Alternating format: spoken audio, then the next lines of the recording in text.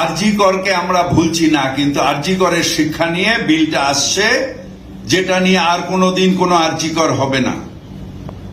শুভেন্দু অধিকারী ধর্ষণ নিয়ে রাজনীতি করে, মৃত্যু নিয়ে রাজনীতি করে, আমরা তার থেকে শিক্ষা নিয়ে সেটাকে যাতে ভবিষ্যতে না হয় সেটা করি। সেই শুভেন্দু অধিকারীকে বলি, আপনি কি করেছেন যখন আপনার দলের লোক মালা দিয়ে সেই ধর্ষককে বার করেছে? তার থেকে তো এর অনুপ্রেরণা পেয়েছে, কেন তখন বলেননি? আপনিও তো মায়ের গর্ব, আমি যেন একটা আমার মায়ের গর্ব থেকে বেরিয়েছি, আপনিও বেরিয়েছেন, আমরা প্রত্যেকে বেরিয়েছি। এটা আমাদের মায়ের অপমান নয়? Justice from hmm? সুপ্রিম কোর্টের ওপরে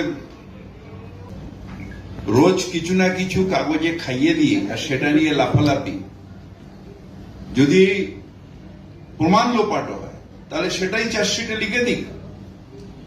late the court give its judgement.